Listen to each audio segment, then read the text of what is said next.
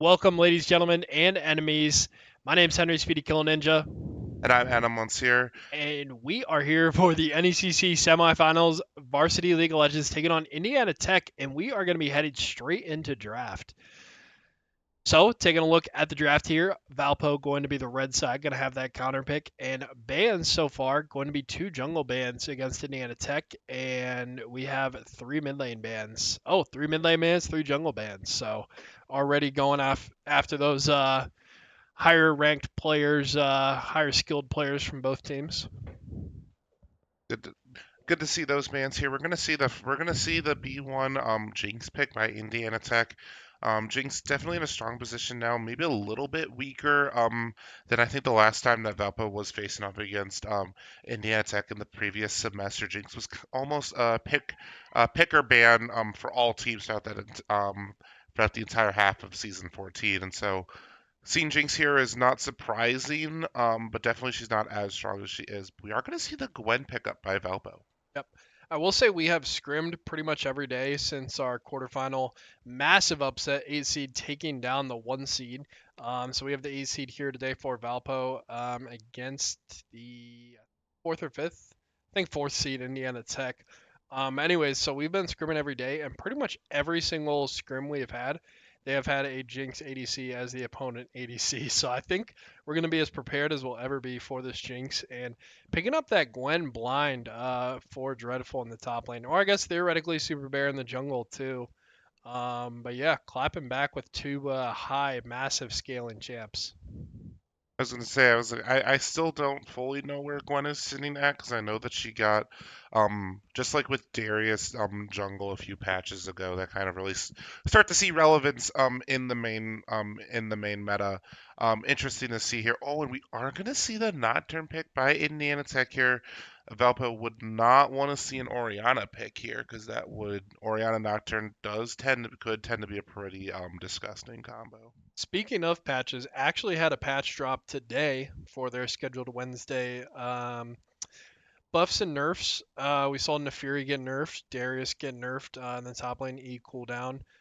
We saw a couple champs get buffed, I believe Shaco, Olaf, but nothing we've seen so far has been really touched. But going to finish off that bot lane with a Braum, so going to have some nice early presence and engage with that Braum. So kind of has that patented passive ability. That's kind of what I think of when I see Braum. And gonna be going for the Rakan, so gonna have some nice peel along with some engage for Valpo. Now I'm sure we have a lot of extra people tuning in for this, probably the biggest League of Legends match we've had all year so far. So this draft phase just going to be a really important aspect of the game. So I mean, this is almost half the game right here is just watching the draft, as you can pick up a very big advantage or disadvantage, just based off the champions that you end up selecting. And with that being said, we're gonna hop into this kind of second round of bans here, and Good call there. Valpo is going to immediately ban that Oriana pick. Good choice by Valpo again. The reason why Oriana Nocturne could be so oppressive is Nocturne has the ability with his ultimate that anytime he has vision within a certain range, he can launch onto an enemy, and Oriana can place her ball onto a teammate, and her ultimate can bring all enemies towards the center of it. So Oriana and Nocturne together can really force some dispositions, and Valpo just wanting to get rid of that. Looks like Indiana Tech's almost expecting the Gwen to go jungle here. I was just gonna. I almost assumed that the Gwen was going top lane, but I have seen some Gwen jungle action and wouldn't be shocked regardless. But if the jungle is not picked, I would like to see the J4. But I mean, at this point, if Indiana Tech is confident that Gwen's going jungle, then they've probably done more research than I have. And then the Zir ban is a shock. Um, we probably just assume, Master GM mid laner can probably play anything. But going to pick up the Ziggs, now I'm a little bit lost because that Corki is actually probably could go mid. I'd be surprised, but I'd probably be more surprised if the Ziggs going mid. Anyways, I don't know what where our champions are going in lane, so hopefully Indiana Tech doesn't either. Valpo starting game one off with a patented special, as there's still some, as we have the Gwen, the Corgi, and the Ziggs that are kind of still have the potential Coach for Chase being has been flips. cooking. I still think the Gwen is. I think the Gwen is top, but we wouldn't save last pick for jungle unless if we would. We I'm wouldn't pretty until we lost. would. They But do have the kind of Freljord blue comp going right now, so that is a little scary. They got the synergy, blue side, blue characters. Okay, and a Cassante blind. That is a pretty solid blind pick. Haven't seen Cassante too much recently with the current state of the meta, but regardless, always going to be a good pick. And no way it is going interesting. to be Super Bear with the last pick picking up Zach or J4. I'm actually leaning towards the J4. I would prefer just for some more early prio, some more brawling potential in the early game. Now, I'm not going to be able to fight the Nocturne, but in those lanes, it's going to have a little more presence because we have such strong scalers in the Gwen and Corki. But this will wrap it up for our draft. So, what are your kind of initial thoughts? Um, Lanes to watch, potential concerns, all that good juicy information. It's a little I'm a little conflicted. I think that the Gwen into the Cassante pick, Gwen will do really well into the Cassante just regular armor form.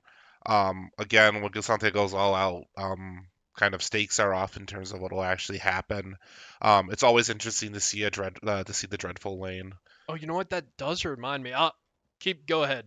Gwen actually did get a adjustment today, so I will take a quick look at the patch notes.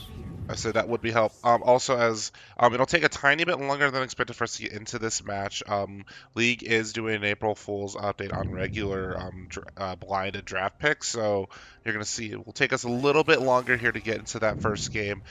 But continuing on, I do think that Corki is gonna go mid and that Ziggs is gonna go bot, which does mean that we're gonna see DNM and the Law more comfort picks along with Super Bear. Um, uh, Dreadful's Gwed has been banned out a pretty significant margin, but definitely still a champion that he feels comfortable with. And again, as you were saying, Jakimbo just kind of feels so confident on whatever he wants to pilot. So seeing that Corki there, one of the few AD mid laners that is still doing really well. And I was going to say, we aren't, for the rest of NECC, we are not going to see Nefiri, because due to her rework, I do believe that she was banned for the rest of the season. And I Yeah. don't know where the status is on Yorick, because I know he also got a huge adjustment. Yeah, I'm not too sure on the Yorick. I would be shocked if we saw Yorick even if he was playable, just because that champion is not used in competitive play. Although that's exactly what the adjustment was made to try and make more skill expressive and make it a little more viable outside of like low to mid elo. So Gwen 2 patches ago received a teensy little buff into her early game on her Q snip damage as well as her W, I believe.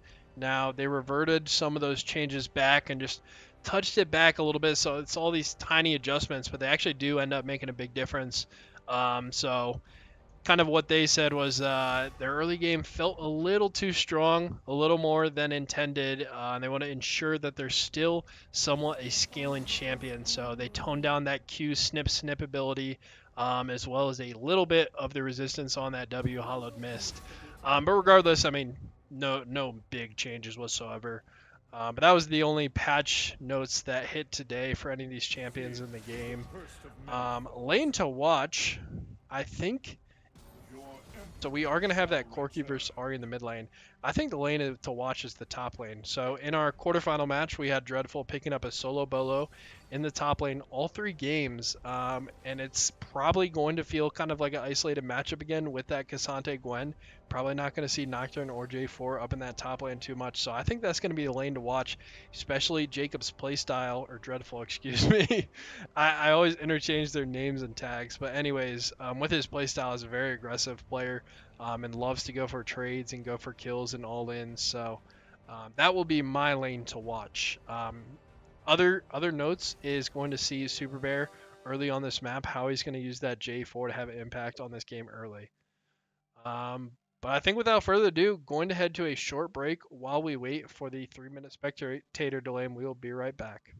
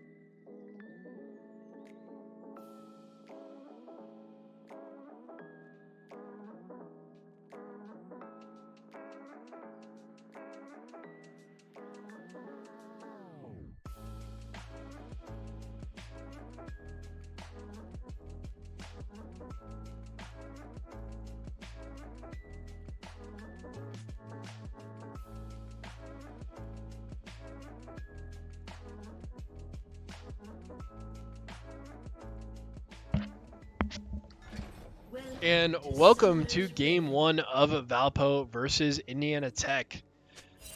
Want to have Valpo on the red side, top right here, taking on Indiana Tech, blue side, bottom left here. And taking a look at these lanes, now we're going to have them 100% solidified here. Going to have Diadem and the Law playing Ziggs and Rakan in that bot lane, excuse me. Jakimbo with the Corgi in mid lane, Super Bear with J4. Looks like he's going to be starting on that top side, and then Dreadful with the Gwen at top. I do think Valpo scales better. I think that's a given. Although I am very scared of the Indiana Tech mid game. Ari peaks in the mid game, Nocturne peaks in the mid game, Cassante mid game, Braum game, Jinx late game. So I mean they're a very mid game team. Valpo needs to get to 40 minutes. Yeah, I mean pretty much everybody scales for Valpo. Even J4 does have like that early presence, but can be effective in the late game. Ziggs, I don't know. Ziggs is just kind of Ziggs. Ziggs is Ziggs, and then his ultimate is very interesting. So going to be important here at the beginning of the game. Not going to see too much fighting going on in any lane, except for maybe top. Going to see some trades back and forth. So going to be important to focus in on the junglers on your mini map. So going to see both junglers starting top side. So we'll either see a level 3 gank mid by J4 or just a full clear and meet up at that bottom scuttle. Now J4 will lose that fight to Nocturne, especially given that both lanes for Indiana Tech on that bot side should have priority based off these first pushes. So it is crazy as a jungler. You have to analyze these wave lane states like 3 minutes ahead of time. It's like, okay, I'm going to be at the bot scuttle at 330, 350. Nocturne's going to be there. Although a massive trade by Jakimbo. Or he does have biscuits and the pots though. Taking a look at runes, spells, you see anything crazy from either side? It doesn't look like anything. We do see the triple conquer. We do see the glacial augment on Braum, or not on Braum, on Rakan, Braum with Guardian, lethal tempo, electrocute, lethal aftershock. All of it looks about the same. Standard here. I will say Diadem going TP on Ziggs is standard, but also notable for a bot lane to take TP. So that'll be nice to be able to take that kind of extra reset if you need it. So Valpo going to have TP in all lanes here. Gwen going to Ghost as well, not going to have Flash. So you do sometimes see Flash Ghost on Gwen, but mostly just Ghost TP. So yeah, everything meta for sure. Do have looks like J4 went to his blue buff and then his wolf. That is a nice poke out by the Law there. Anyways, Nocturne definitely gonna have the first beat here on the bot scuttle.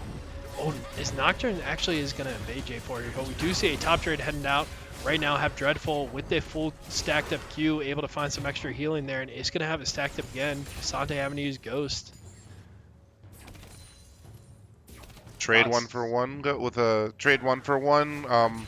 Dreadful taking a slight win, gonna be able to push this wave out, and depending on how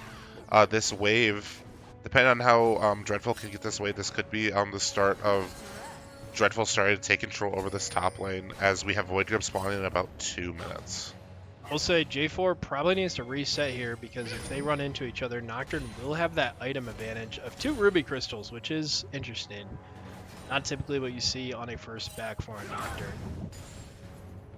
Gonna see just some light ability misses by both the Law and the Braum here. We're gonna see the double control ward by Nocturne as well, just continuing to gonna start to obtain some vision somewhere. Game basically right around perfectly even in terms of CS here. Diadem doing a good job of keeping consistent, even though he's an APC against this Jinx Braum. Jakimbo going to be low, gonna probably be looking to back here, as he is down. Health gonna be low, but not going to fall. That will be his back, and I do believe his teleport. But Cassante did have to teleport back to lane, and so did Dreadful. So making kind of both of these summoner spells up just around the same time. However, Cassante will have teleport up slightly before Gwen will. Taking a look at these objectives, Mountain Dragon just spawned, and then Void Grubs will be up in 45 seconds. So should probably see our first kind of actual action in the game around that time. So it looks like Valpo is posturing up for a top lane gank, as this could go very well. Ghost down and no flash available. And that is going to be a... Oh! Should still be able to find this kill. And first blood goes to Dreadful, and that's going to be really, really big on the Gwen. We do have Nocturne pinging, going for the dragon here. Valpo smartly resetting and playing back in the bot lane. Getting some nice deep vision in the blue side jungle as well. But Valpo should be able to pick up these Void Grubs, as Nocturne did get sighted on that Tri-Brush ward. Nice deep ward and vision for the Law. But yeah, I mean, this is going to be a great start to the game for Valpo. The reason why is because there's been almost nothing that has happened, and the only thing that did happen was the first blood to Valpo. And the less action we see earlier in the game, probably going to be the better for Valpo. I'm gonna see that the Law is gonna just say hello to their dragon. Valpo in no position to contest, but this does mean that first dragon will go towards the side of Indiana Tech here, and they will look like to probably start obtaining some vision. This has been something that we have seen a few times, though. It does look like we are just going to see the quick back. Nocturne is going to take a little bit of extra farm for himself. But always a little scary to see sometimes whenever you see counter jungling, because Valpo has fallen prey to it a few times where they're not expecting someone in their own jungle, and it kind of turns out to be less than ideal. Nocturne is level 6 now. Valpo needing to respect this level difference here, as one slightly out of position move could spell disaster for a member of Valpo. And with that being said, I love the vision from Valpo here. We have a deep ward in their blue side, as well as some deep wards towards the bot side as well, although they are being cleared out now.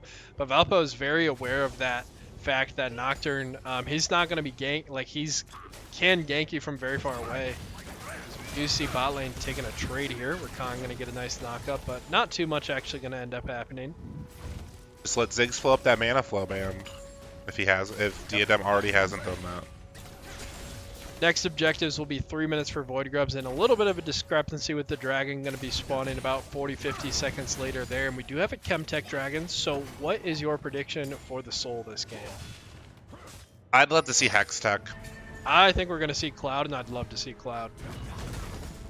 I think Valpo could benefit really well off the Cloud. Actually, I think Cloud would also be incredibly beneficial for Indiana Tech. But we plan on getting the soul, so that doesn't matter. It doesn't matter. The only thing that matters is that we'll be at the booth a little bit longer. Also, shout out to Gucci Girl being in the chat yet again. I know, our #1 Rocket League fan tuning in for a league game. A Rocket League fan Appreciate moving. The sport. I mean, this is probably the biggest game we've had all year for any team this semester. Yeah, I mean, it's first of our first semifinal match, and hopefully the first of many semifinal matches to come. Off stream earlier, we did have Varsity Smash win their quarterfinal game over Bradley University via forfeit, so they will be qualifying for that Missouri Valley Conference LAN. But we do have some action heading in the bot lane. We're going to have a 3v3, 4v3 to the favor of Indiana Tech, and luckily they end up disengaging there. That could have been bad. Good communication by the side of Valpo. It would. I don't want to force anything, and I like that. They just call it off. They knew that they don't. I don't think they fully know where Nocturne is, and so they just want to play it slow. And if he's on the bot side, you know he has ult up. There's no reason to go in there and force a play. I love that. And we do see Jakimbo going down there, getting a nice deep ward in that red side. So great vision control early for Valpo. And they're still just hanging on to this 500 gold lead. Got a nice CS in the top lane, a little bit down in jungle, up pretty big in the mid lane, and pretty even in the bot lane. Diadem was down quite a bit, but between that TP giving him some better tempo and some nice trades, he was able to actually even that up. So great job to Diadem, kind of fighting back in this laning phase. Dreadful going back. A good call, just because Nocturne was nearby, and it does look like that fight was going to be extended, especially with that all-out beam forcing Gwen into Nocturne's part of the jungle. That could have not been very good. Oh, and we're going to see some pings here. It's going to be a 2v2 with potential for a 3v2 here. Oh, this is big for Valpo. Nice ult there by Rakan, but they are going to disengage without the vision. You have Dreadful roaming down. Dreadful just TPing back, so he had the prio. Now, Bandit Boy for Indiana Tech could TP in here as he does have TP up, and we will see it come out now. And we do see the Braum rotating up, so we do have a 4v4 now, but Valpo's a bit chipped out and going to have to flash out of there. And I think Valpo should just give this. I think they kind of have to. I don't want to see a forced play here. They do have the Nocturne ult down. Rakan ult is down. I really don't want to see Valpo go in here. It's a low chance of success. If anything, I'd like to see Diadem move up slightly and just try to go for a max range ultimate just to get some extra poke damage in. And again, Valpo is just going to play safe with these fights. Exactly what we want to see here. I mean, they are understanding and executing what their team comp wants to do. Ideally, would be able to be in proper position for this drag. So it'd be nice if Valpo could pick up that objective, as that could help us along our way to the feats. So we have no feats have been taken yet, which they were pretty far in the game. So Feat of Warfare, first to 3 kills. Feat of First Tower, I have no idea what it's called, but whoever gets the first tower, and then the other one is first to get 3 full objectives. So we're tied up 2 objectives a piece here. So next objective will be a big one, and that will be Ocean Soul. Well, Ocean Dragon for the third drag. So we were both wrong once again. You think, you know, there's only 3 to choose out of, and you think with 2 in the booth, we should have a majority. We should get a majority of the time, but we really don't. No, we don't. Which is pretty impressive. It's a skill that we've learned. But again, this game going to continue to be a little bit slow, but as we were saying earlier, it's exactly what Valpo wants to see here. That Chemtech also going to be big on the side of Valpo to reduce any crowd control that occurs, along with extra healing and shielding power. So once you're going to see Gwen go, what's the Omnivamp magic item? Maker? Riftmaker. I knew it was something. They're going, yeah, they're going Riftmaker. That Riftmaker is going to be huge to give the extra healing power. Dreadful at half, needing to be careful here. Nocturne does have first contact here if he's able to get up there. Ooh, did have Nocturne also. That was a little scary. We are going to see a double flash, or not double flash, double ghost once again used by by a member of Valpo and Indiana Tech here. Shout out Jeff Paul in the chat, one of Valpo League of Legends big fans. But yeah, Valpo in a great spot. I do want to preface that, you know, we've been saying that Valpo has the late game and that, you know, the less action, the better. You know, at the end of the day, you still have to execute. I just want to say that, like, Valpo does have the advantage with the scaling champions, but, like, that's not the end-all be-all. Like, you can still lose the game with a scaling team very easily. They just have the advantage. Like, the more even this game is as time goes on, the better it will be for Valpo. We do have Dreadful having shutdown now, so CSing very well, just under 10 CS a minute, picked up a couple plates as well as that first blood going to give him that shit. And we're going to see that the next objective is going to be Rift Herald at 2 minutes. Plating is now not available. We are going to see both members, both supports do have Celestial Opposition, I believe is the name of it, or Solstice Slay. Is it Solstice Slay or Celestial? I don't know. We're going to see the support items be fully completed by both sides, which also means that supports will not be CSing as much if they have to, as they will no longer be sharing that gold I with will their say ADC. the Rakan does have the roaming boots, so could see some more plays around the map for Rakan. You see some nice trades coming out of Bandit Boy in the top lane. Now, if I remember, so funny enough, we played this team Indiana Tech not only earlier in the regular season, but also in the GLEC, and Indiana Tech Bandit Boy, as well as their jungler, 2 really good players. Even Raid Boss too. I believe Raid Boss was GM this fall, but very solid team. We have yet to beat this team in a series, and we took our first game against them earlier in the regular season about a month ago. Dreadful needs to respect the health difference here, as he is going to be As he is just going to be hanging out, trying his best to get some snips to gain some of that health back. We do see that the refill pot is empty. Dreadful does hit level 11 here. Sante is going to get hit by the turret. And I think Dreadful will be able to get this CS. Yep. Do have the gold lead actually at dead even now, so a couple more plates are picked up before they fell, and then the CS difference has helped out Indiana Tech. And a little bit of a scary interaction there, as Valpo's top lane is lit up a little bit like a Christmas tree here. We're gonna see though that we could see a potential collapse here. It's gonna be a it could be a 4v5 here. Yeah. Super trying to look. Diadem gonna get hit slightly here. And they're just gonna have to walk out. Valpo's going to establish and control. This is big because this is one of the points for the feats. Now Jinx will likely pick up the return feat with this bot lane turn. We do have the Jinx ult going to do some nice damage. Oh, misses. it's the field goal. That's a tough one to dodge because it comes fast, comes out of nowhere. But somebody must have had their eye on bot lane and see it get shot off.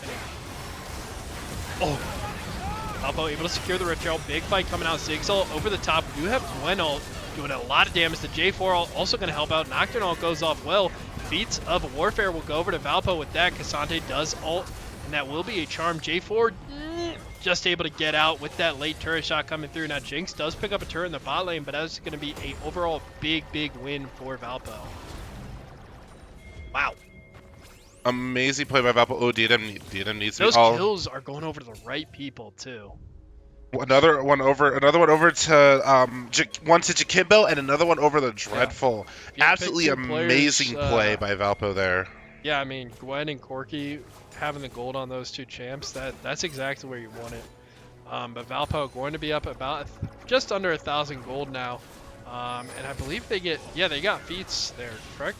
Yes. Yeah, they got the feats, which is going to be a big stat bonus that is not shown in the gold charts, but another big objective right away, going to be heading to this third dragon.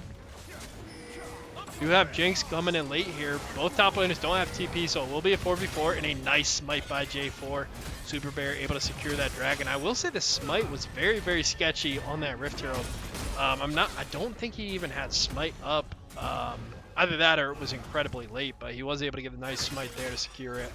And Valpo in the driver's seat. Valpo in the driver's seat. Unfortunately, all that extra gold that Jinx was able to get is going to significantly offset that and start propelling Jinx a little bit further ahead here. Valpo will need to get a turret of their own to get around a 1k gold lead. But overall, again, really good opportunity for Valpo here. Stats and a lot of things that you're looking for. A lot of that poke damage going to start not going to be able to happen as this first of many dragons are going to get claimed. I do want to take a moment while we should have a breather for the next minute or two. I mean, the storyline of this team is absolutely incredible. A couple of weeks ago, we do have a Nocturne ult coming in, but he's going to go into a lot of members here, and he is going to get charmed up. A4 with the knock-up, and we actually have 4 members of Indiana Tech here. We are going to be able to get a bit of a disengage. Cassante able to go in onto Rakan, and nothing actually going to end up happening. Just some scuffling back and forth. Indiana Tech could pick up the Sturm. We'll probably see a fight break out here. And huge knockup with the Ziggs ult, the J4 ult. Oh my goodness. And with the Gwen ult, that is going to do so much damage. And Valpo able to pick up 3 kills. And this could be an ace here. Dreadful going to have an ult 3 maybe. But a triple kill for Dreadful. And oh my goodness, what a wombo combo. That was a perfectly executed team fight. Indiana Tech overextending for the turret. And meantime, Jakimbo in the top lane. That was a 4v5 for Indiana Tech, and Valpo going to be up 7-0. I mean, what I was going to say is, sorry, I'm so excited right now. A couple of weeks ago, you kind of want to get into the storyline of this team. I mean, we thought we had our last League of Legends game. I was going to say, as you guys remember in the booth against, I believe it was Davenport, Valpo did unfortunately lose that series 1-2. And in the booth myself, it was kind of the moment of this, like, it's been a good run. It's been an amazing 2 years I've had here for a lot of these players, especially Dreadful, for Jakimbo for a long time as well. And then It's been a long time that these players have all been playing together, and realized that the end of the season was going to be here. However, we were running some numbers and we realized there was around it was the chance of us getting back in was not going to be specifically on our hands anymore. It was all in the hands of other players and other teams. And fortunately, some other teams have made a few missteps, which is what Yeah. allowed Valpo to come back into your NECC quarterfinals you guys tuned in last week to, against Carlson, and starting the Cinderella run, winning that series, the 8th seed of Valpo versus the 1st seed. So this game has definitely been a talk for all of us here, in on the Valpo Esports League of Legends program, and continuing to see just a really good display of gameplay so far. Valpo is bringing their best to this game, specifically seeing this amazing communication by all these members, trying to hammer out a lot of these things that we've been talking about in the booth that have been potential issues or areas of growth that the League of Legends team is needed to have, and we're seeing that those problems are being addressed, and then some. Yeah, I mean, the ceiling's so high for this team, but just the fact that we had like less than a 5% chance of making playoffs, and we high rolled, it happened, and we had like the biggest upset like in the 2 years I've been here. And right now they're playing Indiana Tech, who's the 4 seed, who beat us in the regular season, but also is just a very, very strong team. We played this team in the fall as well. They ended up getting the Great Lakes Esports Conference runner-up, fun ONU in a best-of-5 series. But I mean, this is a team we have struggled to beat, but we are. I mean, I don't want to get too overzealous here, but right now this game is going exactly how Valpo wants it to. With a 4K gold lead, Dragon is going to be up. Does look like that, again, the waves are going to have to at least partially reset. Valpo is going to start moving in the more the correct position, start gaining that priority in Dragon.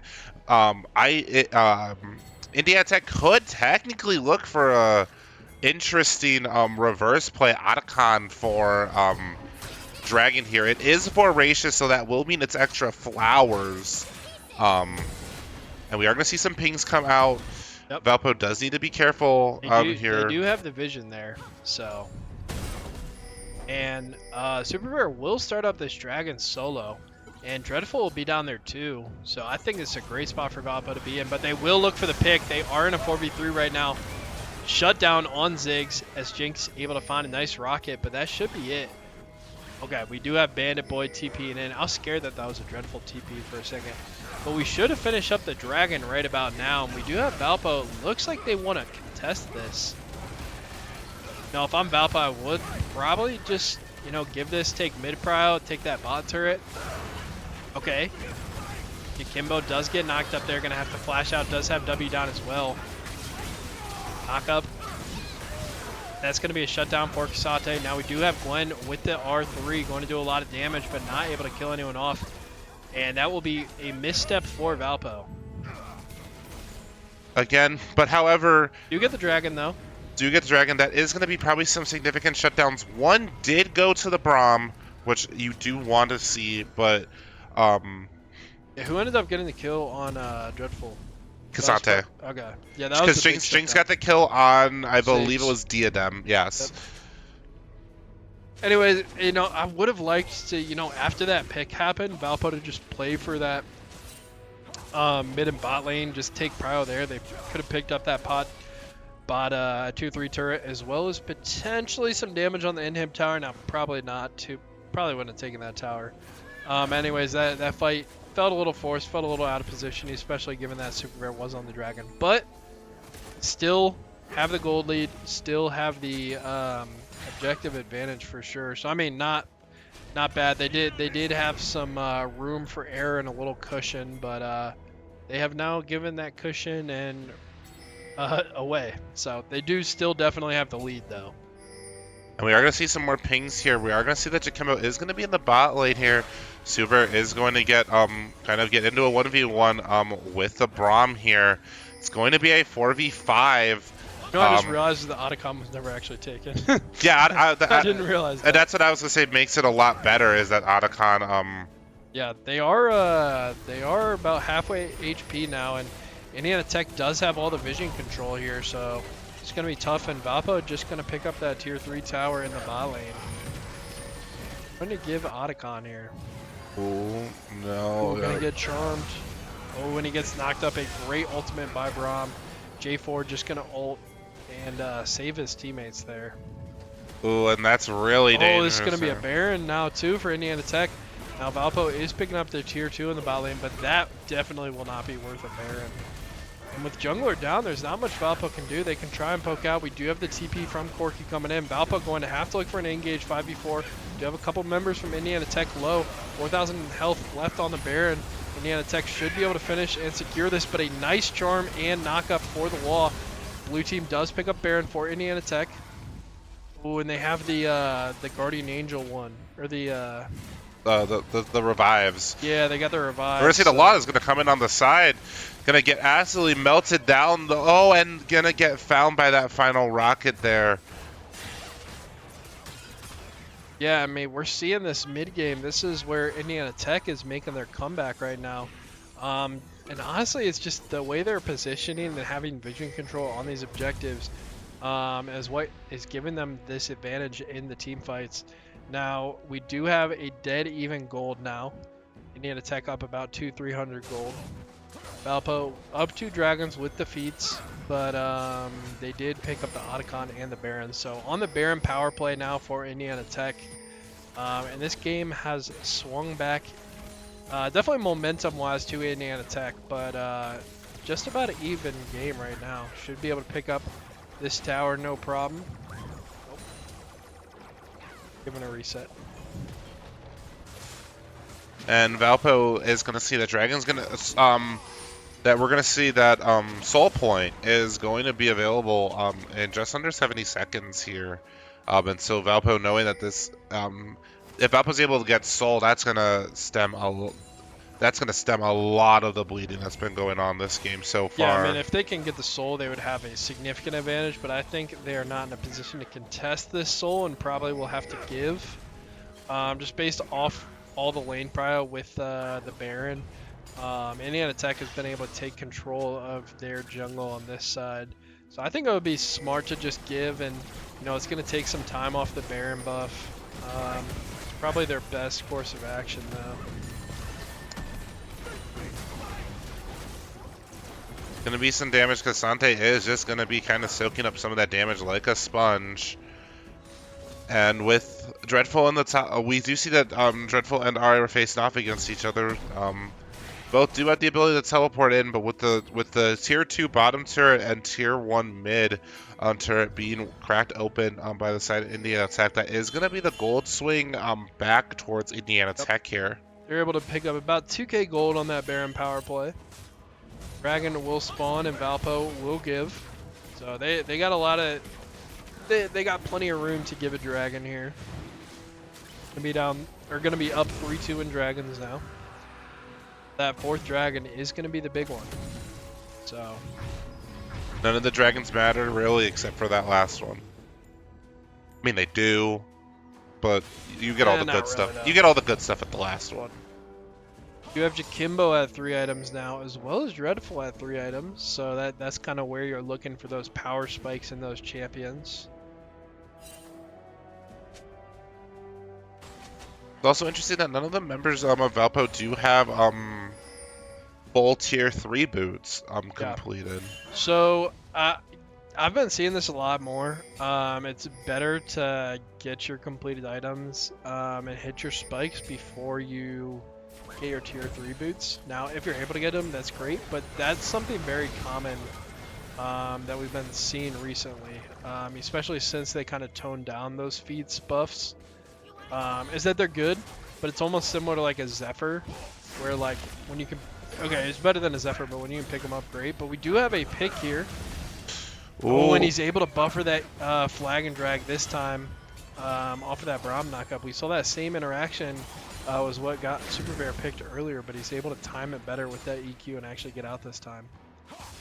It's gonna be a patented League of Legends special contestation over award, all too common. We are gonna see the Nocturne on the enemy team does have the Hex. I do believe finished second out of that experimental Hex plate. So it's making that ultimate not be nearly as long of a cooldown as you can see. It's already 3/4 of the way towards being available here. Next objective is going to be spawning is Baron in a minute and a half. Valpo would love to see some gain some pressure, push some waves out, and gain priority for this, as they are down around 1,600 gold right now. Going back to the feats a little bit, I know Valpo has a couple players who are like super into the analytics of like the gold value of stats that items give you and stuff. So I think it's safe to say if they're not building feats, then optimally and meta-wise, they probably shouldn't be. And they're much more tapped into kind of the pro scene, what's happening in LTA, all that stuff. Uh, yeah. Anyways, 31 minutes into this game now. Going to have Dragon in 2:30, but like you said, Baron in 1 minute.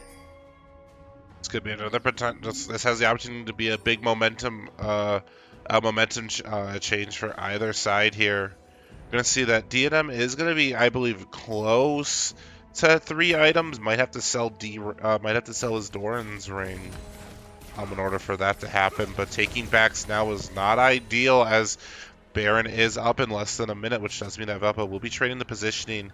Item is worth the positioning trade, and we are going to see that it is going to be that third item that's going to be completed. That Seraph's Embrace on Zig is going to give him a lot more survivability here, and I believe we do see the large rod on Gwen from that back as well, and with Jarvan the Fourth now finishing.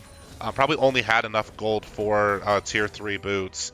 Good purchase again if you can't buy anything else just to grab them. Valpo needs to be careful as they are looking to push that. There is a ward there, so they are kind of caught out right now.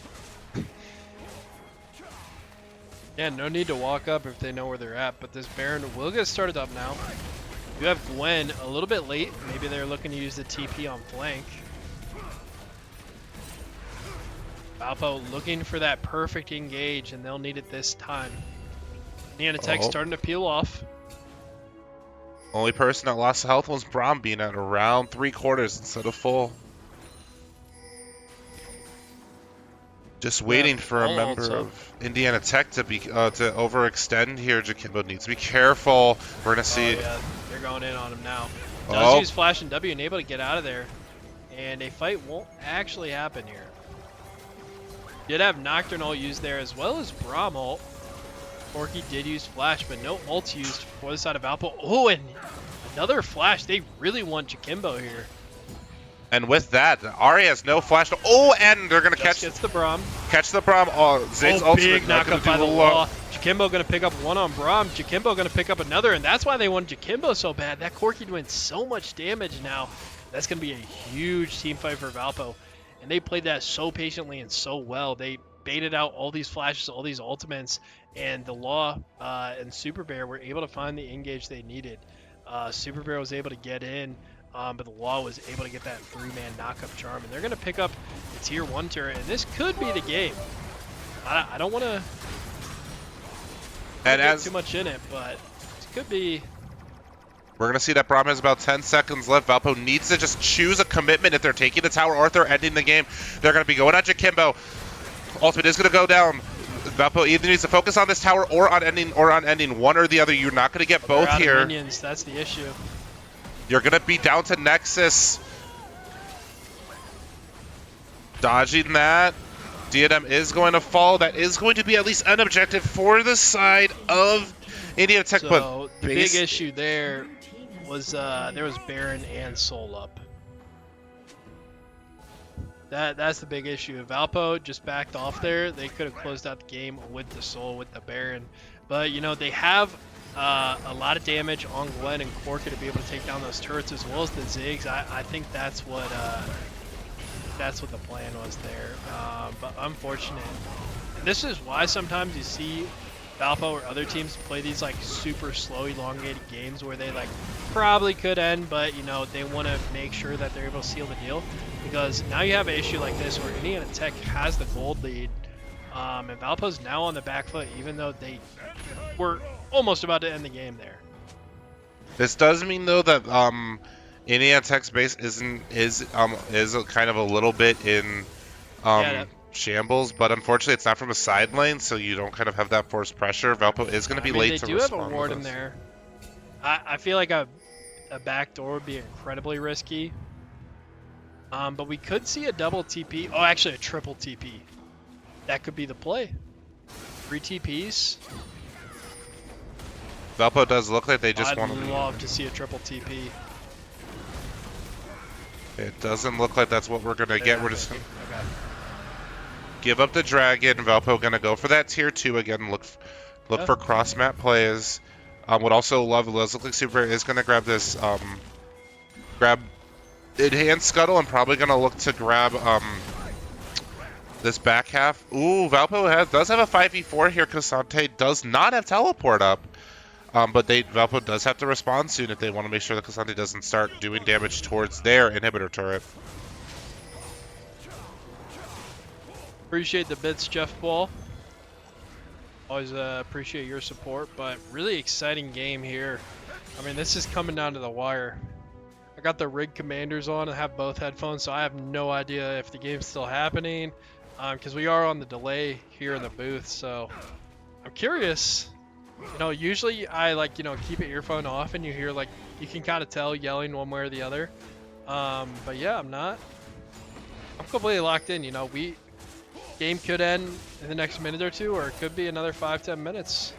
Or longer. Valpo loves to give us long games, which is always good because we might be here till midnight.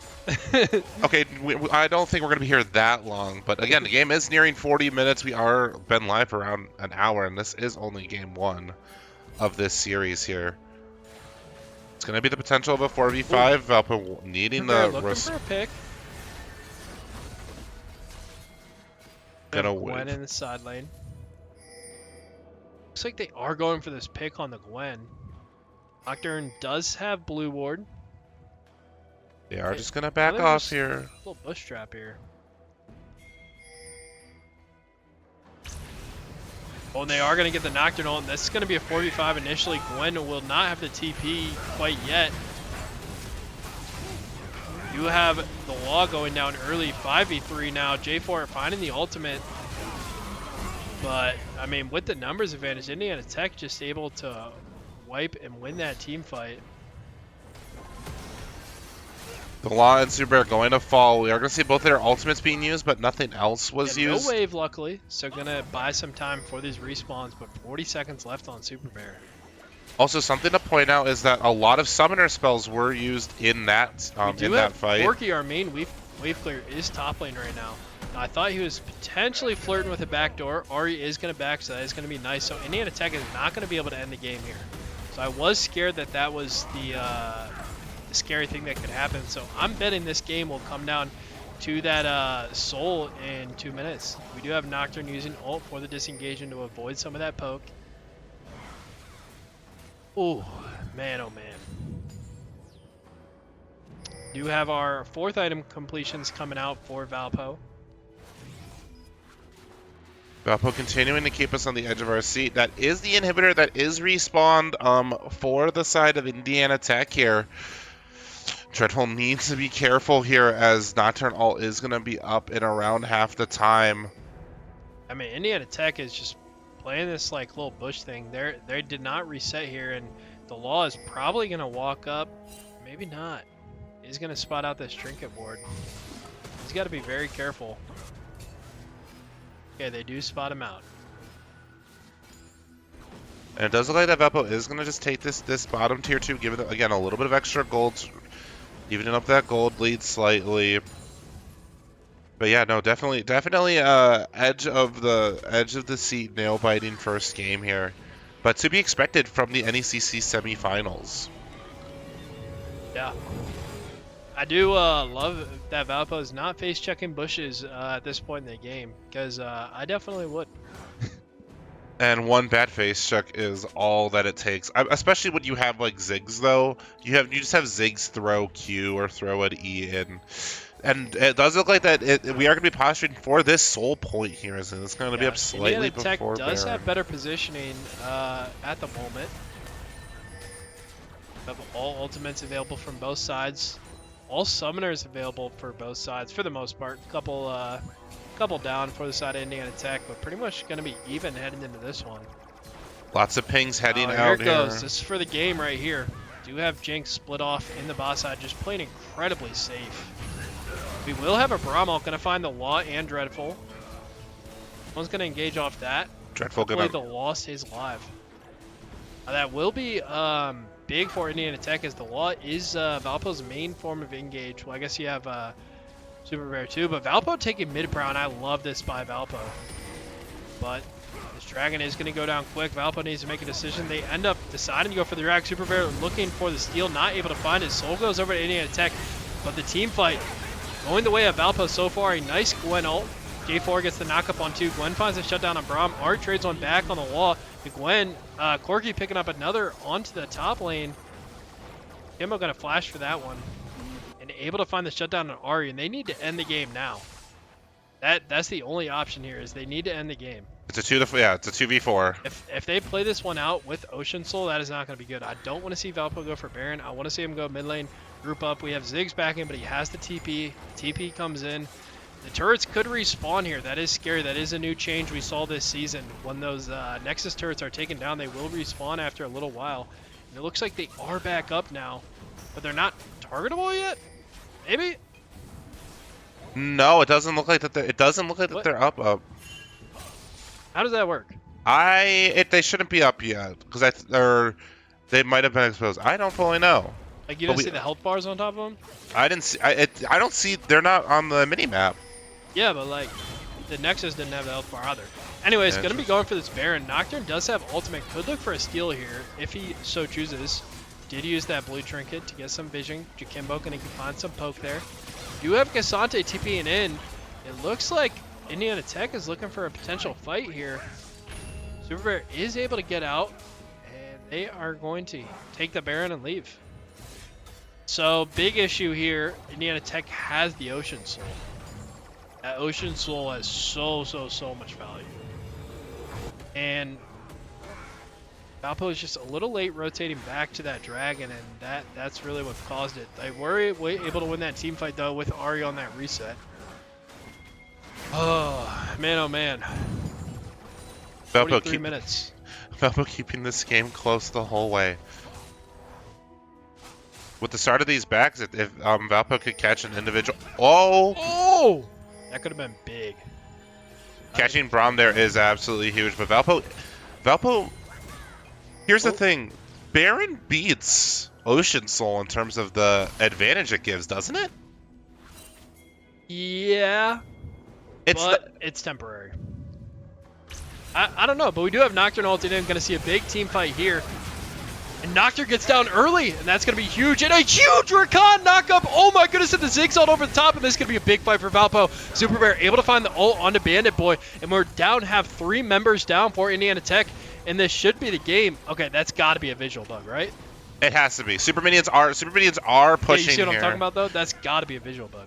That's a crazy visual, but to be happy to in the semifinals. That's what I was confused about. That makes a lot more sense now. I understand where that concern was coming from. Valpo should have super long death timers here. Just got to be careful with this poke. As a charm, or Jinx getting excited, could be careful. They don't have a wave here.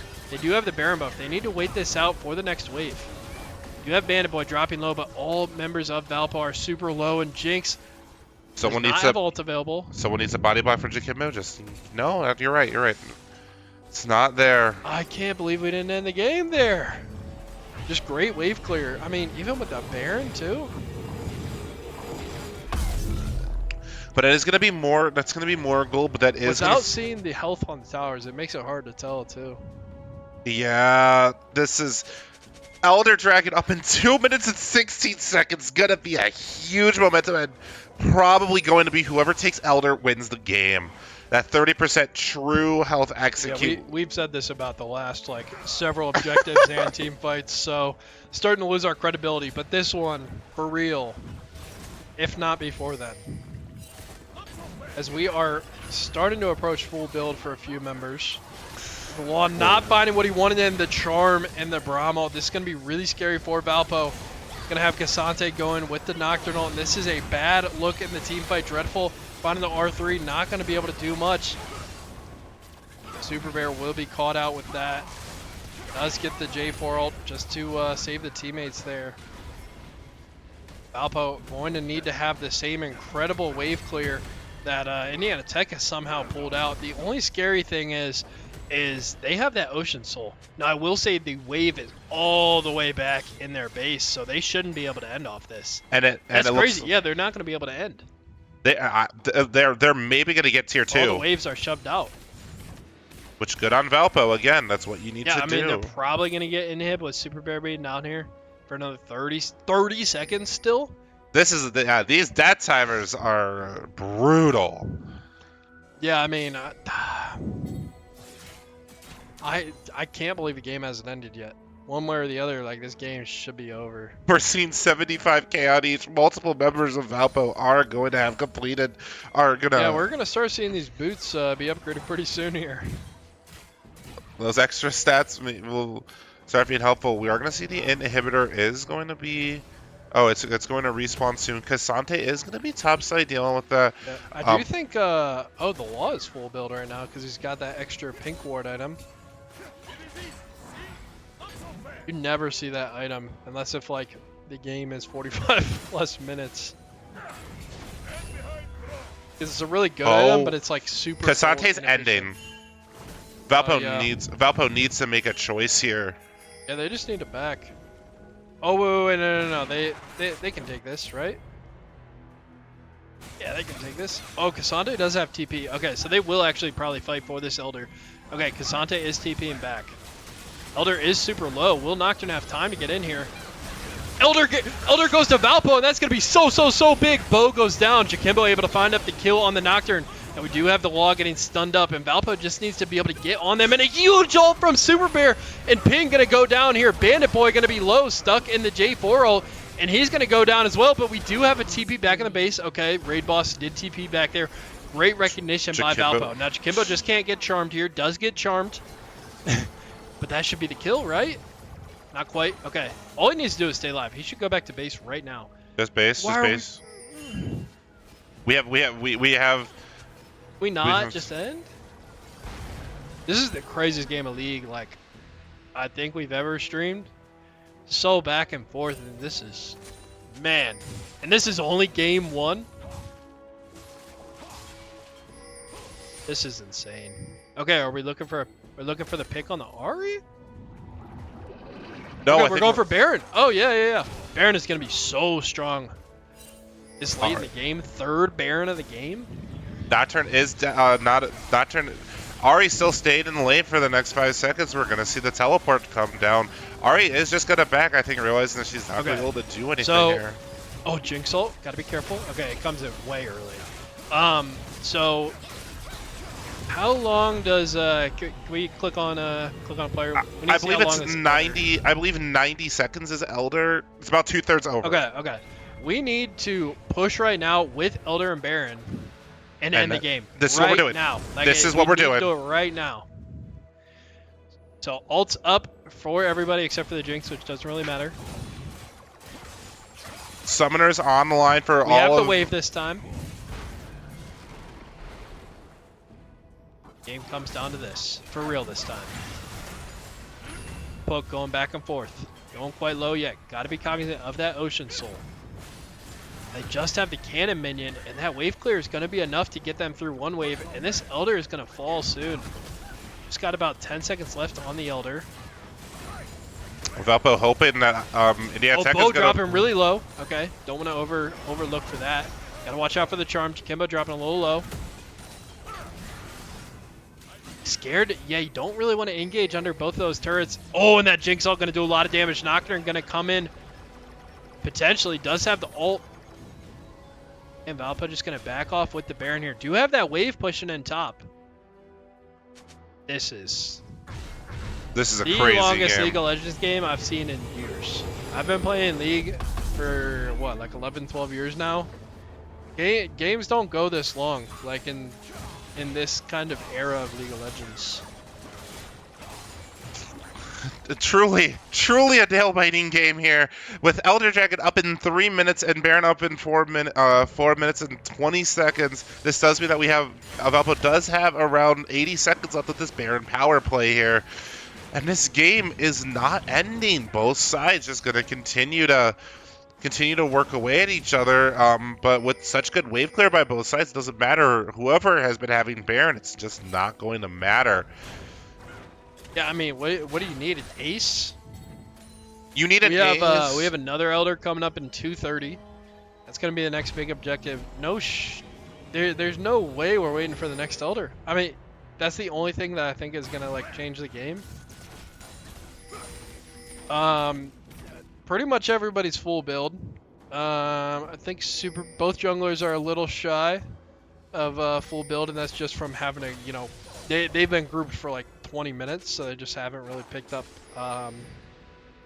many camps. Everybody's level 18, fully maxed out, have been for quite a while now.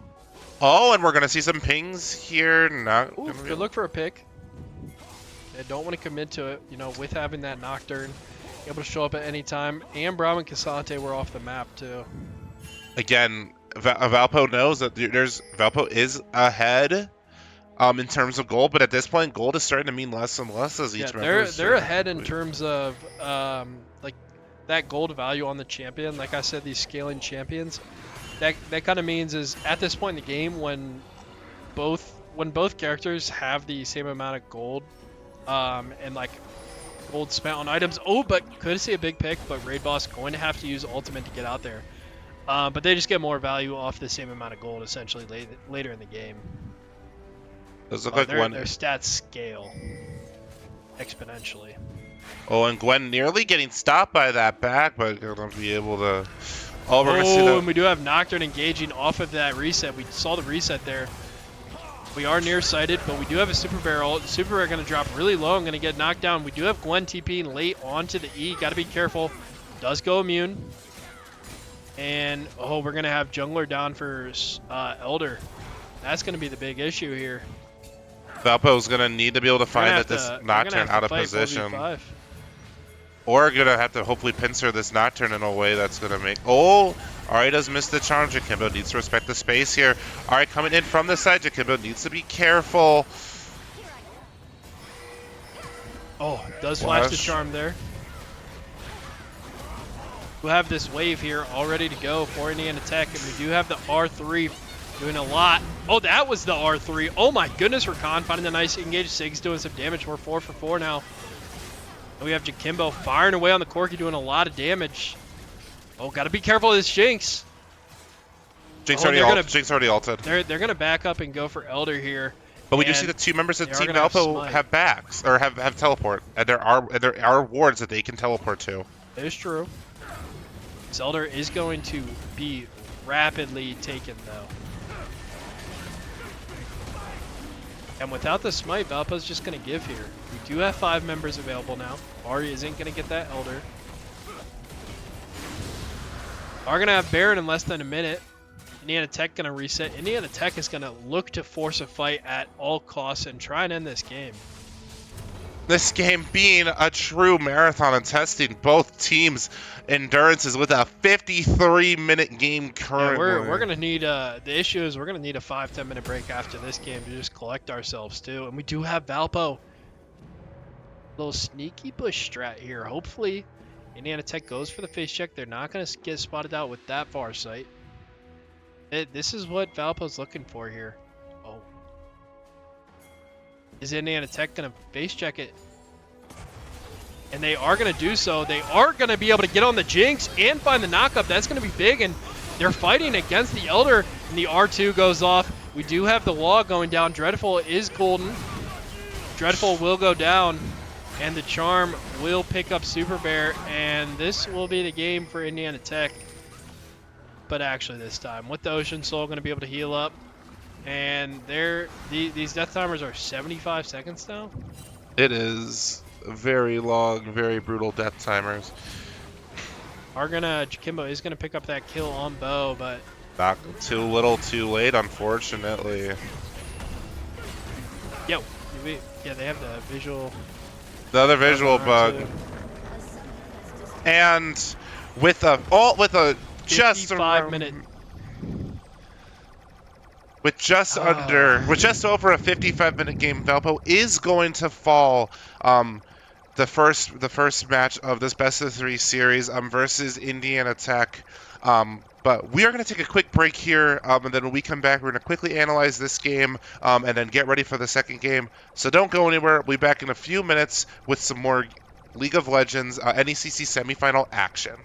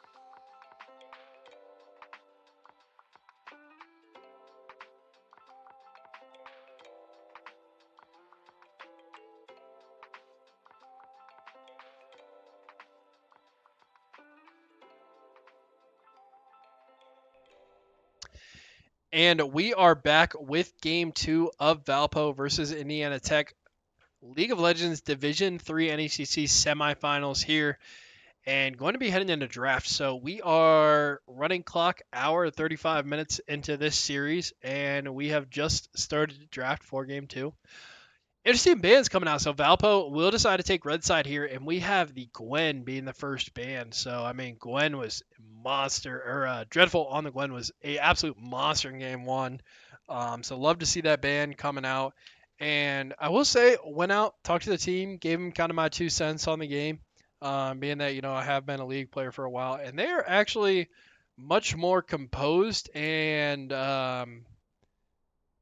just a better state of mood than I expected. So that's good. That's positive. After that game, I know I would be in You'd be in Tilt shambles. City. Oh yeah. But something interesting is since they are banning the Gwen, they are gonna have to let a mid laner go through, and we're actually gonna see Syndra is gonna go Yeah, through here. if Indiana Tech Syndra, can pick it up in the next few seconds. yeah, if Syndra isn't B1, it should be picked up right now. Syndra is the champion that Jimbo can just play and roll over anybody who plays League of Legends in North America. And I truly like mean it when I say it. Like He there's a is. reason he's Grandmaster rank, like Master rank, like dude is a absolute dog on Syndra. So I hope we get to see it. Was he the Jarvan? Was he the Yeah, J4 I lock? like the Jarvan. Oh, and the Jin. So the Jin was something I think we actually played against a Jinx a couple days ago, and it was something that we felt pretty good with that matchup. I really just want to see us pick Syndra though. I don't know how much Indiana Tech plays it, but it's interesting to see that it's still gonna go through. That's still gonna go through here. Kind of just expected it to be to be R1 to R2. Yeah, I mean typically you don't see a mid lane R1 R2, but like I feel like this would be a specific scenario where you would. Other thing for Valpo is we are on red side, so I would like to see. Not only does the Syndra picked up now accomplish the fact that we get the Syndra, but also giving top lane counter pick. I would really like our top lane to get counter pick. Um, That did prove to be really pretty helpful. We are gonna see the Vi come out by Indiana Tech here. Interesting. Vi is always decent. Not like super strong in the meta, not super weak, but just a very strong early game, early presence jungler, and that seems to be what this player likes. Is based off the bans we've been seeing, and the Nocturne as well. So they like to be able to fight early. And thank you, we are able to get the Syndra, and this will definitely be locked in.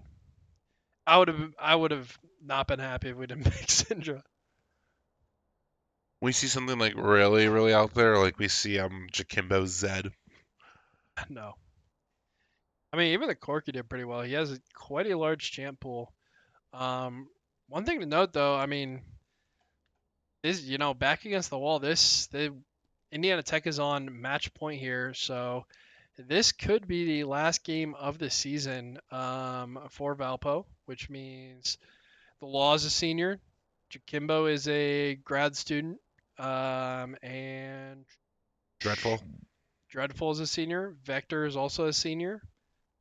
So yeah, I mean, this could be the last game for a lot of folks on this team, and we've had this core team together since before I even came here. So I actually had the pleasure of playing against this team in GLEC playoffs about 4 years back. And back then they had Jakimbo, Vector, the Law, and Coach Chase. So I mean, this same core has been together for as long as time. So do see another couple bands come out. They do ban the Ornn. So Dreadful actually played the Ornn in our last series in quarterfinals and did really, really well. But we typically see the Ornn as more of a blind pick champion. But yeah, I mean, I think Dreadful has quite a deep champ pool when it comes to being able to counter pick. So We're gonna and Trux, Renata, as interesting. we're not on Jin. Not something we see the Law typically play. Now the Rakan was insane last game, but probably won't see it again. Just with the team comp we got going, I think we should see a Nautilus. Is what I'd probably expect. I'd probably expect some sort of front line to. Oh, you know what we could see is the Blitzcrank. That would go hard.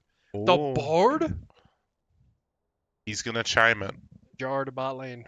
Is that what they call it, or is it the bin? The Jard? Bin, I think it's the Jar, but I kind of like the bin. bin. All right, we'll call it the bin. But anyways, that's kind of like Bard is a very like niche, not actually like that great of a pick. But if you're really good with Bard, he can be like fit in some unique scenarios, and Law has a very good pocket Bard. Um, so we will see it being played. I don't hate that. I do feel like when you like do go down a game, you really gotta like go back to like comfort and get a little less cute with it.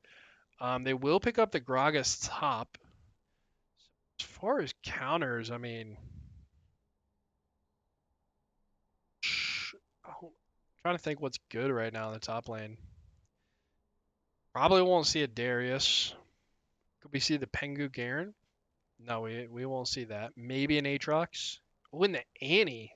Annie mid. Interesting. This we haven't. I don't think we've seen an Annie all season. Yeah. I mean, Annie is just like a very like trying to think of the word. Like day one tutorial type champion where like I mean that's not even like BM where like she just has like the most like straightforward kit. Like she Yeah, just you stack up the Pyromania and then you press oh and R on Vesa. them.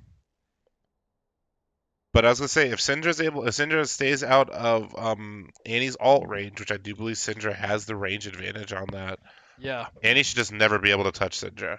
What's funny too is Annie has like one of the longest base attack ranges too for her basic attack, but yeah, her ult doesn't have the best range. But Annie with flash ult is like a team fight winner sort of ultimate. Malphite Um, alt. yeah, I mean it's very similar to like a Malphite ult or like it's just one of those ults that can like easily win you a team fight. Um, Valpo once again has a I don't know scaling wise I think they got a bit more scaling. I mean the as far as top lane goes, I think top goes to Valpo on scaling, jungle goes to Valpo on scaling, mid definitely goes to Valpo on scaling, bot lane goes to Indiana Tech and scaling. Support, I'd probably say Thresh. Infinite scaling. They both are infinite scalers.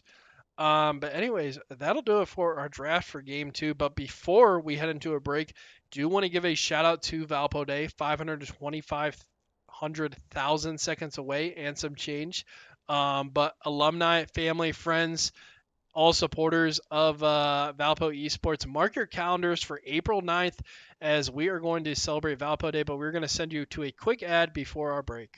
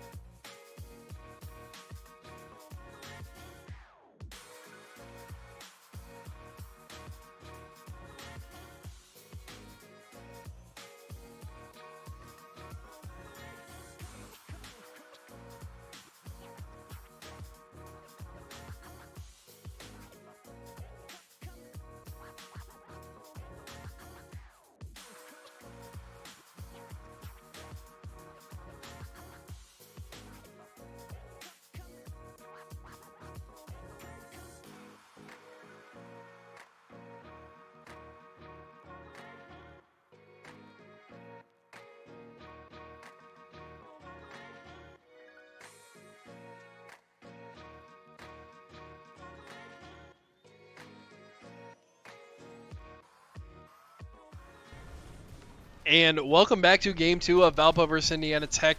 We do have some early pings coming out, and we do have a Thresh on the map with a hook, so got to be cognizant of that. Looks like we're just going to end up 5-pointing, though. So, taking a look back at Game 1, I think crucial mistakes that were made were a little indecisive after those team fights of whether we can end the game or not, and then going to end the game, not actually being able to do it, and had that Ocean Soul and that Baron up, and being a poke team with Ocean Soul is really, really good. Being a poke team against Ocean Soul, really, really bad.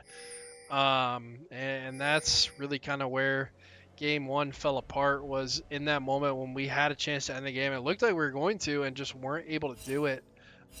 Gave up an ace and gave up that Baron and that Soul. We were up 3 dragons to 1 and ended up giving up Soul. But what are your kind of thoughts on game 1, or starting to look ahead at game 2 here?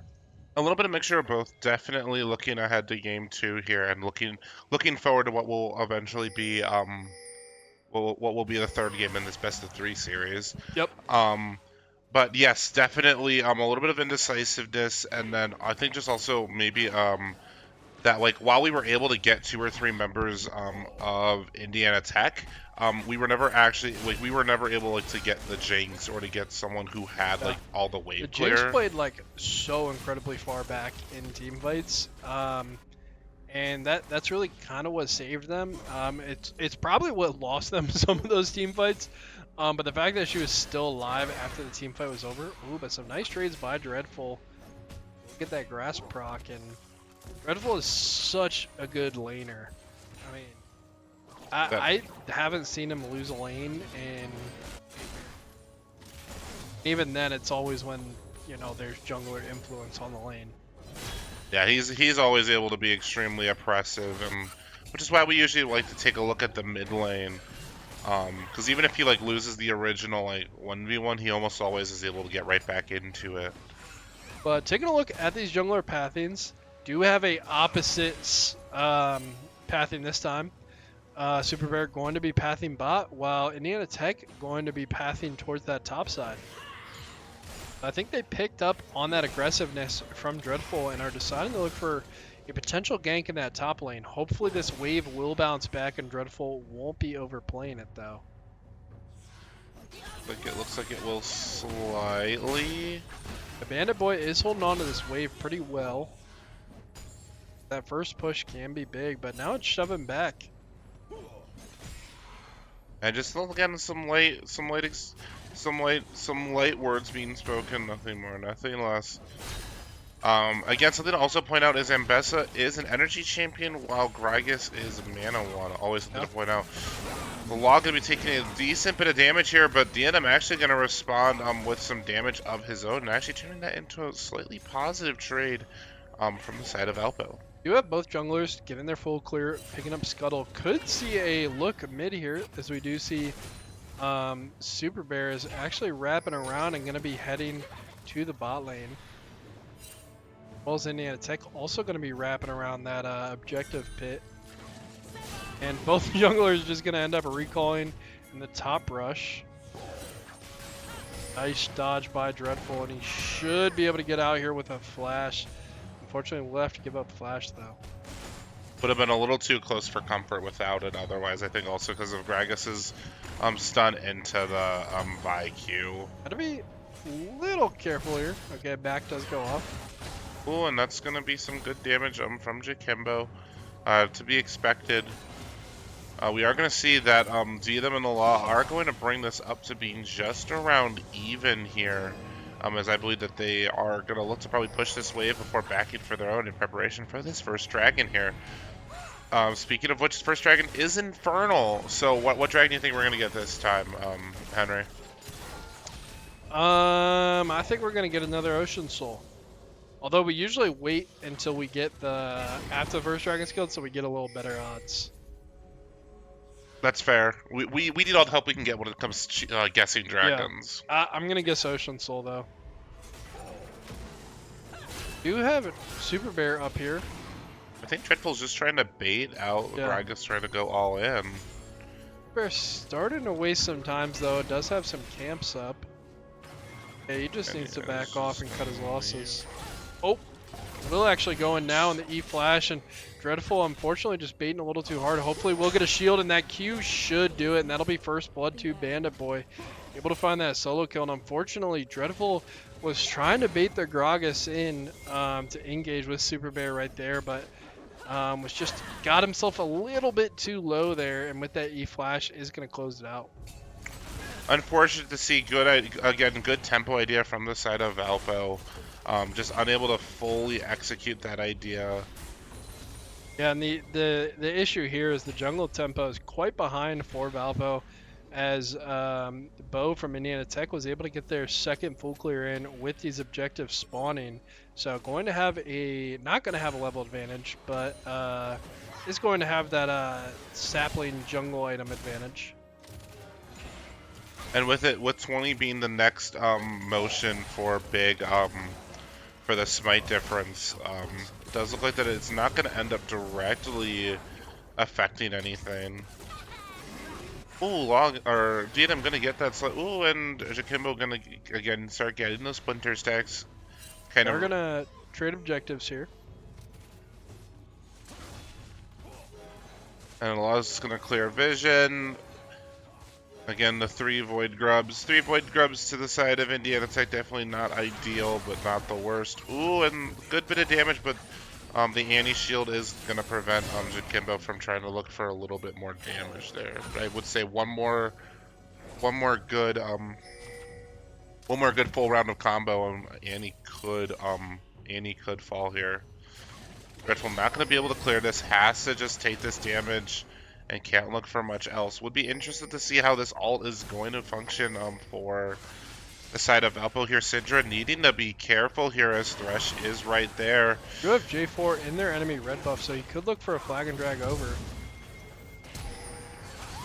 Oh?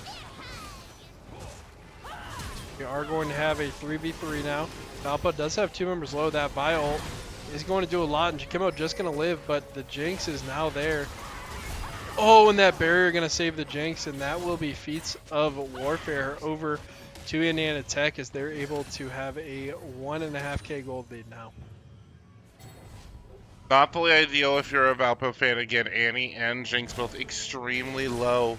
But again, you survive at 1 HP, you survive at 1 HP. It doesn't change anything. You need to actually get to finish off those kills. I would have just liked to see Jakimbo go just full commit to that Annie there. I know that he was kind of he got spaced out a little bit there.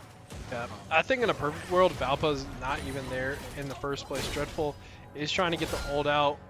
Gonna live with just a sliver of health, but the unfortunate thing is this wave is crashing, and he's gonna have to back in TP, so gonna miss a lot of golden XP there. But I would like to see Valpo not even there in the first place. They had all their camps up. It didn't really feel like there was any. It felt like high risk, low reward for taking that red buff, and just kind of put him in a bad spot. Anyways, Dreadful will be TPing back here. Valpo down just under 2k gold. We'll have the next round of objectives in about 2:30 and then 3 minutes for that dragon. And we'll be mountain for our second. So what was your guess for Soul? Hextech again. I'm switching mine, and yeah, I think it's gonna be that Ocean Soul again. I've survived the mountain, the second drag, so that's a good sign. But this start is not the start Valpo was looking for. Although we had a great start to game 1 and Valpo wasn't able to pull it off, so, you know. Maybe you just need the inverse to happen.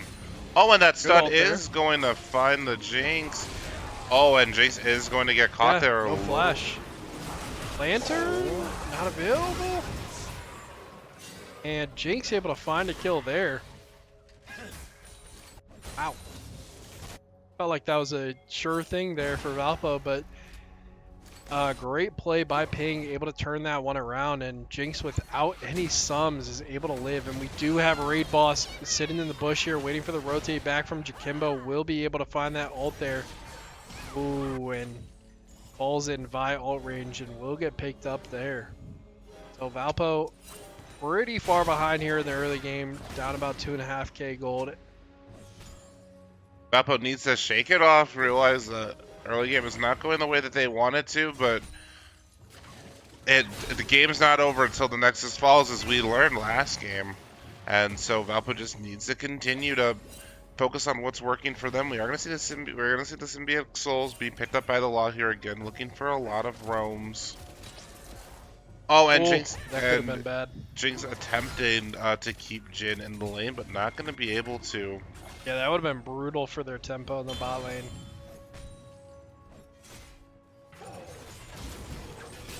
Oh, but Super Bear working up here. Will not have ult available. Oh, not able to buffer that, unfortunately. Which I don't think you can get through that. We are going to see that Gragas is going to flash to get out of there, which does mean that flash will be unavailable for these void grubs here. Yeah, I'd like to see Valpo go for the dragon here, if at all possible. I mean, honestly, they're just going to have to go for the opposite of whatever NECC does. Jarvan will have to wait for this flag to come back up because he does not have flash available. Oh, he's able to get out, but it's quite low. But I think if Valpo can pick up another dragon here, they can delay that and give them some more room to be able to give some dragons, as they're not going to be able to contest the next few dragons for sure. So I have to play it a little bit slow. Dreadful doing some damage here, and some sort of communication be given by both sides. Unable to fully tell what it is here. We're going to see that the Rod of Ages is available for the Gragas here, which is going to mean that at 19 minutes, Gragas will hit a guaranteed level spike with that level up after 10 minutes. Ooh, a lot of damage great getting W off from Jin. Vi will get in the way and block some of those on the Lantern out, but Vi in a dangerous spot now, and we do have the Cinder ult. With the shield, they're actually going to turn it in a great ult from Vi and the hook from Thresh. Oh, and they do pick up the Vi with the Syndra. Super Bear is quite low. Oh, that stun is going to do it. 2 for 1 in NECC's favor. And Super Bear not having a great time this game. Was lucky that Jakimbo was able to pick up that kill. I don't know how he has over 100 CS. With the 3 deaths, has just not been on the map a whole lot, it feels like. This dragon should go over to NECC and be the guaranteed feats. That is if this turret doesn't fall first. And Jing just gonna take up to that last, gonna let the wave kind of crash back to resetting slightly.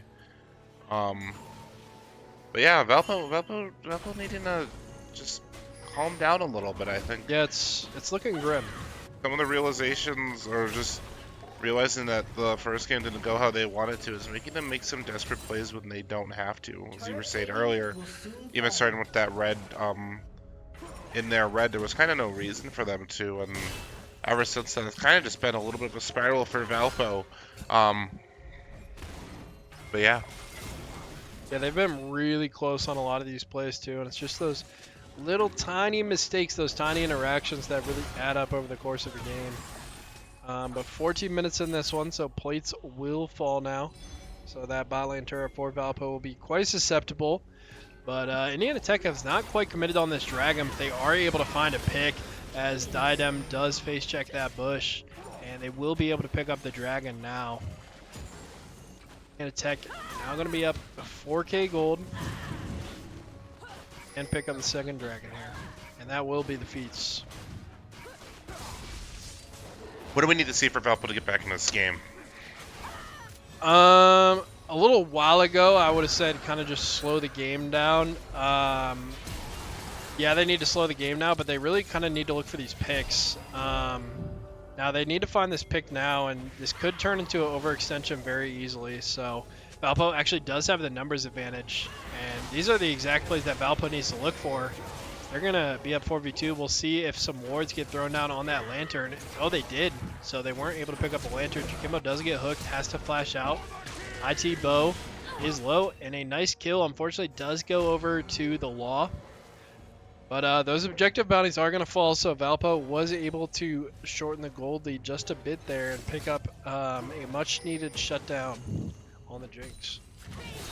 But yeah, I think they need to look for picks. not force plays, but they need to like create opportunities, look for plays.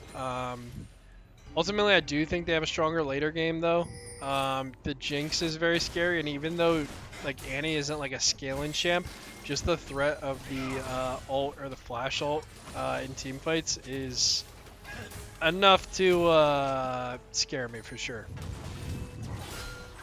It goes to show that even though you don't need champions with a whole bunch of flashy tricks, again, Annie is kind of your, one of, I think, the first champions you actually get if you're ever trying to learn the mid lane.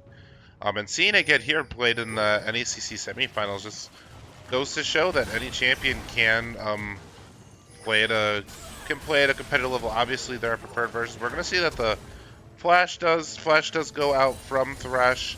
But we are going to see also the Flash from Mbessa, that being overall net negative, as Thresh does have Hex Flash. Dreadful kid get dove here. Do have eyes on Super Bear as well. A 2v3 is not going to be enough. But Super Bear going to make sure. I don't think that he has any camps available They could here. Bard ult the turret here.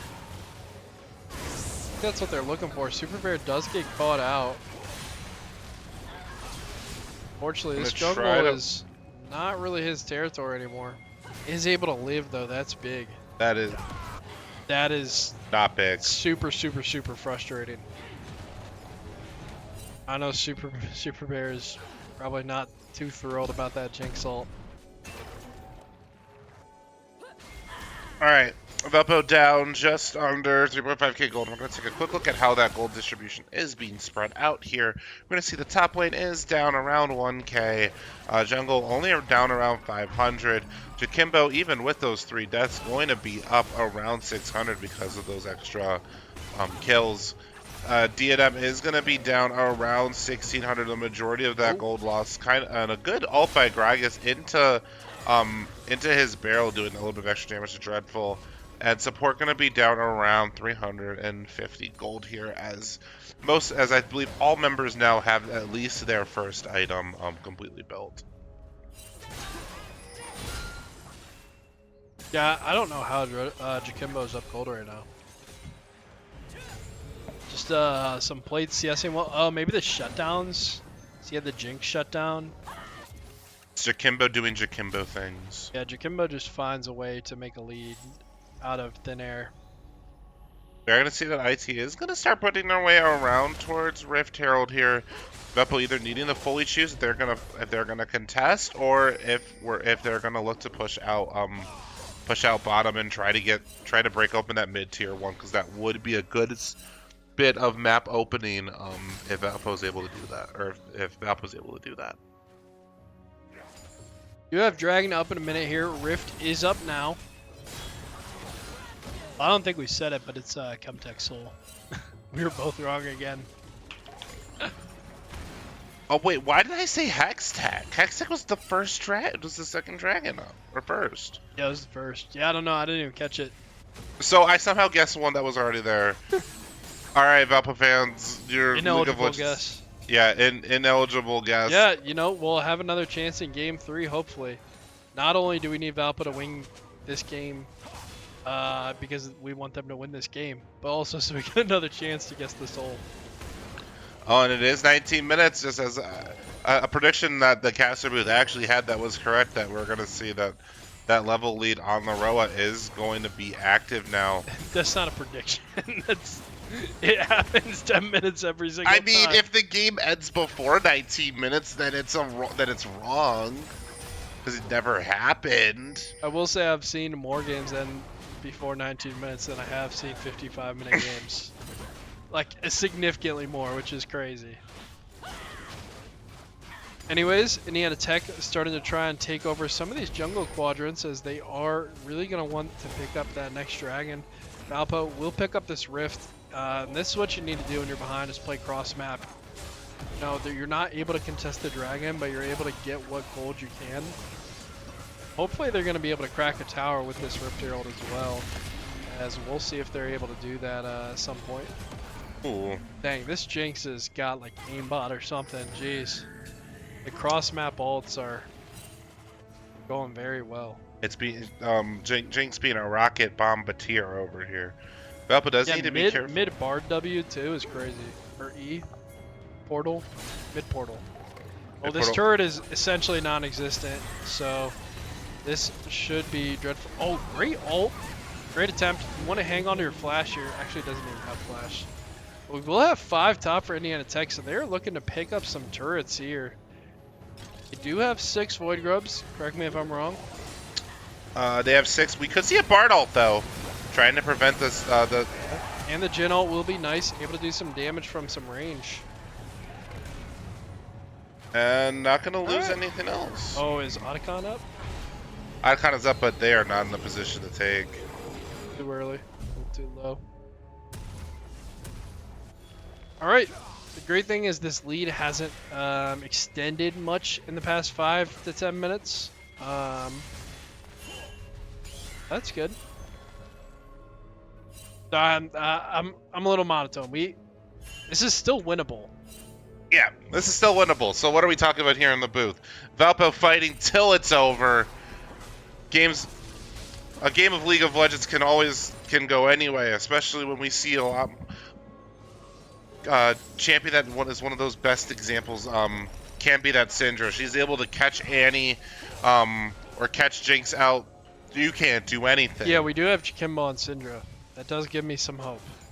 I will say, I think we have a better chance of winning this game than I thought we had a better chance of winning that quarterfinal match. Valpo's fighting for all this. We're actually going to take a quick look at Jakimbo's stacks. He's at 98, so his next level up will give him enough so that he does have that 15% perfect execute. So going to be big, and then obviously he's going to be looking for that 120. Those 120 stacks, just so that he's going to be able to get the ability to gain an extra 50% ability power.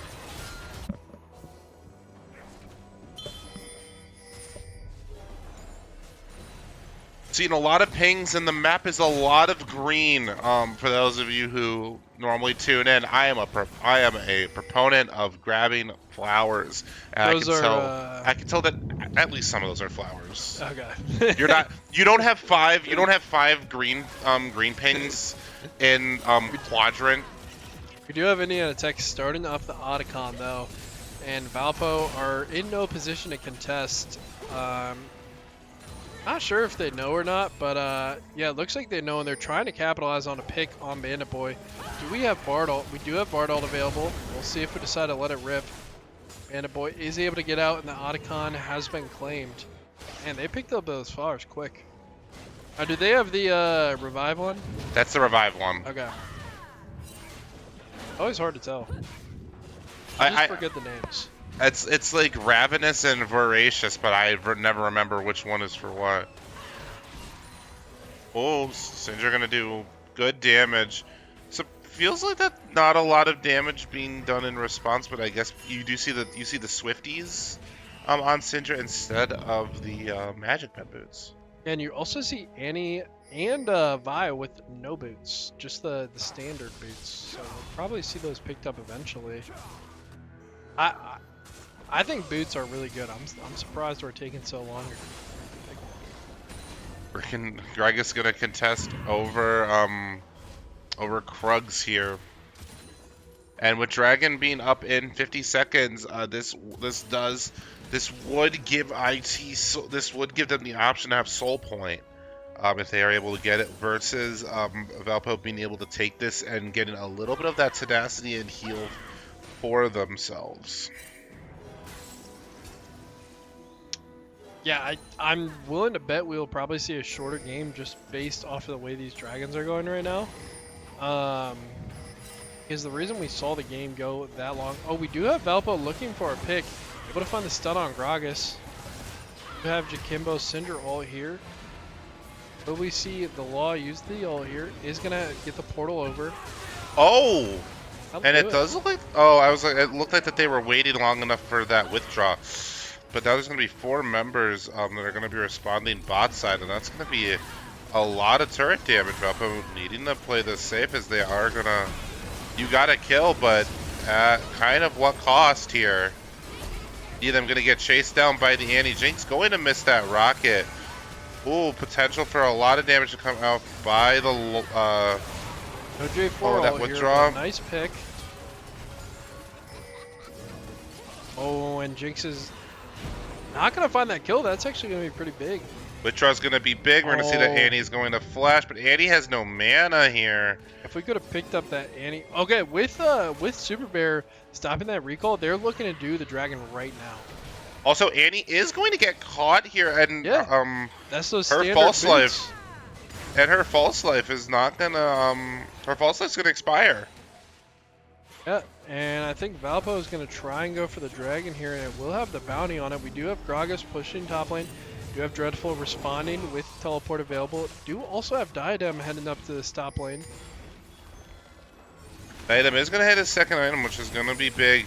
Dreadful trying to Dreadful gonna find some damage. That tier 2 turret is going to get cracked. Diadem is gonna start taking a lot of damage here.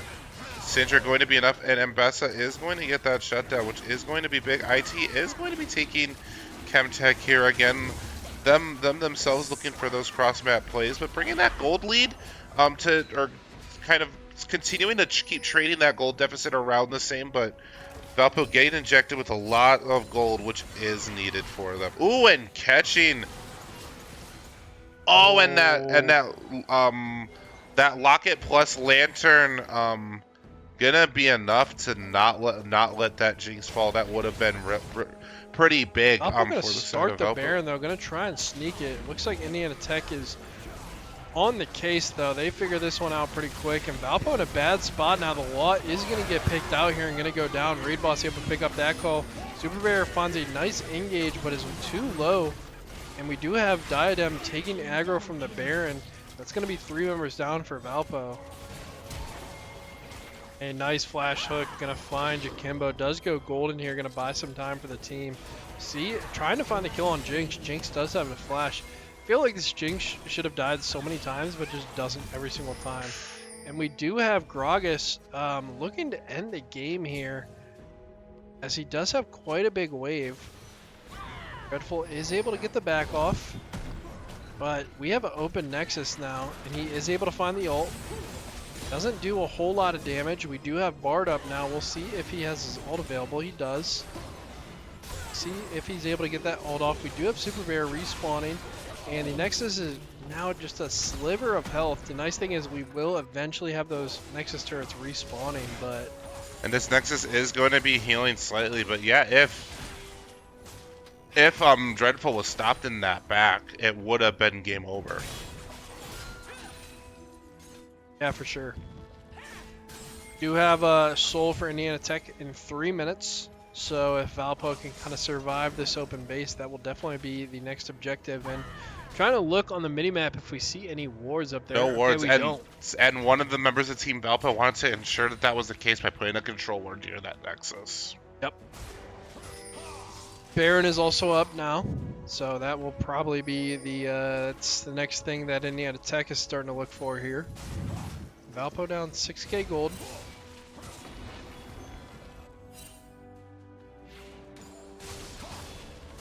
Super just going to be clearing his camps, doing what he needs to try to start catching back up. Oh, some big damage. Not going to be enough, though. And that W not going to find that Jhin. Syndra is going to be backing here. A little scary with that Thresh. Thresh plus Annie plus Vi could be going a lot of seconds of CC. And not able to find the it is that a lot of seconds of CC, but on Super Bear instead of on Akimbo. That'll be a free Baron for Indiana Tech.